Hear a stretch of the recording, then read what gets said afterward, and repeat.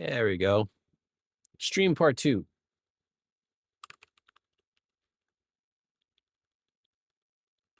Good morning and happy New Year. Yeah, I was wondering, so when I was making the description, I still have to, I think I was quick to get on. So here we are. Welcome wherever you are. However you're doing, thank you for joining me this morning. This will be here forever until as long as YouTube is here, but this is a journey through Proverbs, and we're going to do this for 365 days. So let's get right into it. We're on day 97 or 98, and we're Proverbs 14, 7 through 8. Leave the presence of a fool, for there you do not meet words of knowledge. The wisdom of the prudent is to discern his way, but the folly of fools is deceiving. Let's go ahead and highlight this. So it's giving advice here already. So for a fool, huh?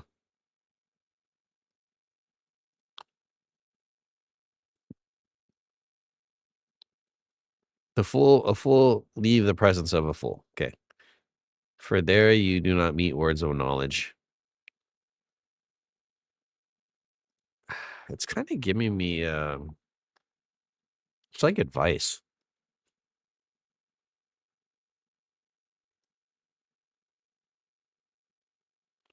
The wisdom of the prudent is to discern his way.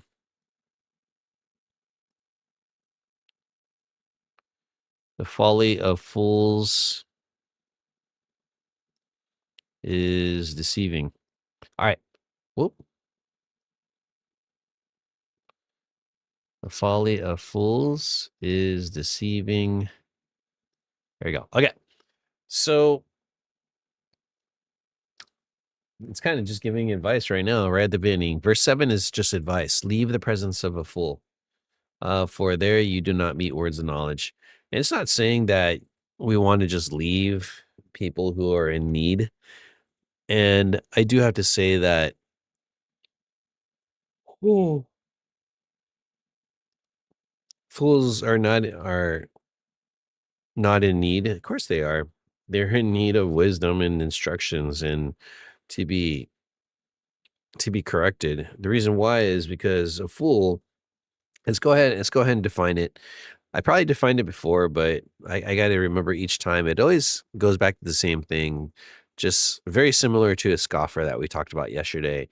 And a fool is someone who rejects God, despises wisdom, lives in contrary to divine instructions, characterized by arrogance, a rebellious mouth. I just looked up the definition. Love of mischief, lack of respect for God's law, contrasting sharply with the wise person who fears the Lord and seeks understanding. And this person does not seek understanding. They seek their own whatever it is, they seek their own way without any actual wisdom from anybody. They don't have counsel of people who are also wise and following their way. And so if you're seeking wisdom from that, they actually are not the best people to seek wisdom from because they have it's different because they have made the mistake.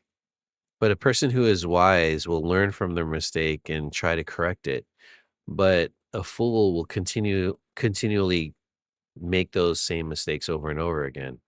And I think the first example, just right now that came to my mind, was someone who gets in a relationship that's toxic. They get out of a toxic relationship and they enter into another toxic relationship. And so it's this pattern of finding relationships that are not good for them.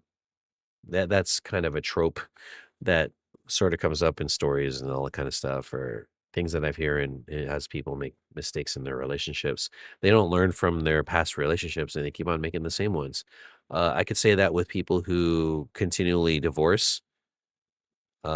have divorce, and this thing came up on my mind was like, but I never could find the right one, and I keep on finding different.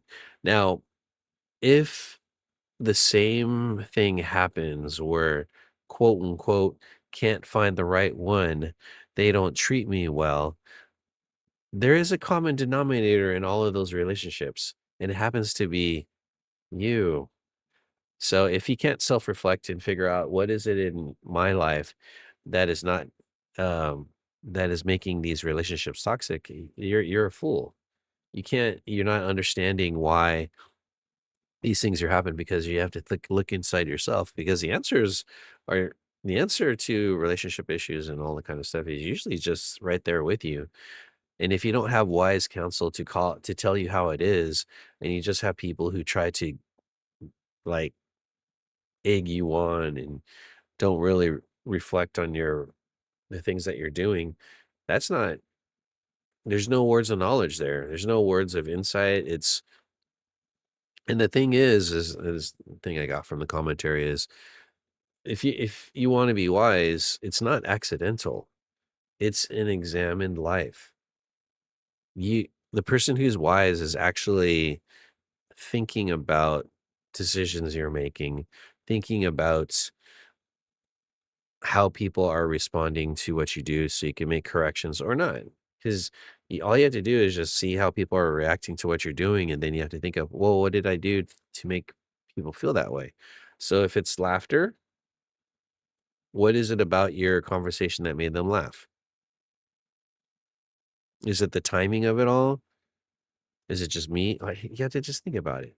Why do people feel attracted to you? What is it about you that makes you attractive? Are you just an physically attractive person? Do you have aura? Like the way you are and the way you present yourself is kind of like how people yeah, yeah, people have those kind of personalities where the things and words they say are actually positive and uplifting and everything like that. So there's a lot of things to consider, and that's the thing. A fool does not consider and just continues on without any corrections, arrogantly moving on from one relationship to another, not even thinking that it is them that is causing the issues. And so you have to be self-discerning. You have to be introspective and reflective in your life so that you can make decisions and make changes or not, depending on the situation. I don't know. Yeah, I used to be very bad with my money, and I used to think that my wife. Well, I like surprising people because I'm a romantic, but my wife doesn't like surprises. And so after doing surprises, and she's like, um, so I don't know. She appreciates Actually, she appreciates service and, that kinda thing, but gifts and everything like that, she's not into that kinda thing, 'cause she's more of a practical person. So I had to change my thinking, stuff like that. I'm still a romantic person, and I still goof off romantically, but she doesn't respond always very well to those kinda things, so I have to be, discerning on when to do those kinda things. But she has learned to kind of accept me for those kind of things. So again, we want to be considerate of other people, consider the situation and the context, and to make decisions as such. Okay, verse 8: the wisdom of the prudent is to discern his way. Um, yeah. Again, the person who's wise actually thinks about it, and in the direction they move, they don't haphazardly just kinda go forward and just make any decisions they have. Again, right behind me, see these you can see the shelving right here? I had the shelving for, like, 15, 16 years, but it wasn't very, well received at the very beginning because we were just starting off in our life together, and we weren't rich, and she had a hard time getting a job, and so I was just working off my low income, which is very low income back in the days. And, I just spent a few $100 on the shelving system, and, she was like, "What in the world are you" like, that was not prudent at all. And actually, what I did with it was to, organize my stuff, which I did. that my stuff was all organized and everything like that, but seriously, she was like, "Why are you spending money like this? We don't need we don't need to organize and stuff like that." And so you know what? I have to consider my decisions, consider my words, um, and then examine the results and to see how I might adjust. And so statistically, I'll continue to make the right decisions as I'm learning about the environment I'm in, the people I'm around, and I understand like they like certain things and don't like certain things. And so you have to understand I can't just do whatever the heck I want. That's not appropriate. By myself, maybe. Yeah, I could, but at the expense of other people, that's wrong. So is the things I'm doing life-giving, kind and compassionate, appropriate for the situation, showing that I love them, showing that I want to progress and further my life and thrive and everything like that. So I want to do it that way. But the folly of fools, which fools actually end up being destructive towards other people because they aren't considering other people. They are being deceptive. They are arrogant and thinking that they know everything and not wanting to learn new things. And so they could also use their words to deceive, look like they know what they're doing. And so ultimately, it ends up being destructive to them, their relationships, and to other people and stuff like that. Um, so choose your influences carefully. Who influences you? Like that's why you have to surround yourself with people who are positive. Um, to stay in the presence of those people and not fools. People who are life giving, also uplifting, encouraging, and also have an examined life. And when you're making decisions, make sure you look at the decisions honestly and truth, whether or not it's good or not.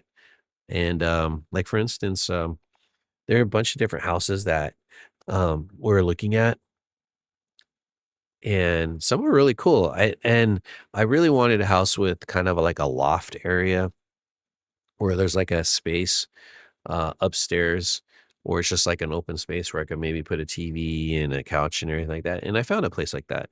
Unfortunately, that place, um, when we went there, um, the bathroom area, they carpeted it. Why would you carpet a bathroom area? Actually, I've been in a bathroom, um, in a bachelor house where the bathroom was carpeted, and that bathroom, the floor like got on muggy and damp, and I think it was kinda gross, actually. And so, a bathroom area needs to be tiled because you need to, like, use chemicals on the ground because the bathroom area could get dirty and stuff like that, especially yeah. So, I don't know. So, we had to consider each house. So, actually, I didn't make the decision on the house by myself. Every house we went to, my wife and I kinda went through it and talked about it and looked at the different situations and decided whether or not this was a good fit for me. Um, this house was the one that I kinda liked the most. Um, it just felt kinda good, and actually it feels good now, living here. I like the classic style of it, but it also had vaulted ceilings in the living area, and I thought that was kinda nice. But in like, the dining room is not vaulted, it's kind of a, more of an enclosed, smaller space, and the kitchen and this area right here, which is, I guess would be the family area. It's the ceilings are a little bit lower, not too low, but I don't know. I just like how it feels here. But it came upon because I considered it, talked to my wife about it, um, kind of thought about what we needed as a family, and this is actually a pretty good fit. And unlike the other houses that we went, actually, we did look at other houses before this one, but this is the one that kind of, like, stuck out. So, I don't know. So, choose carefully who influences you and examine your directions honestly. Like, be honest about yourself when you make decisions, and actually have people to help you consider and think about decisions you're going to make. You don't have to make decisions by yourself, especially if you're surrounding yourself with people who are also positive and wise in their own way. Hmm. Anyways, thank you for joining me today. I hope you learned something, and I'll see you guys next time.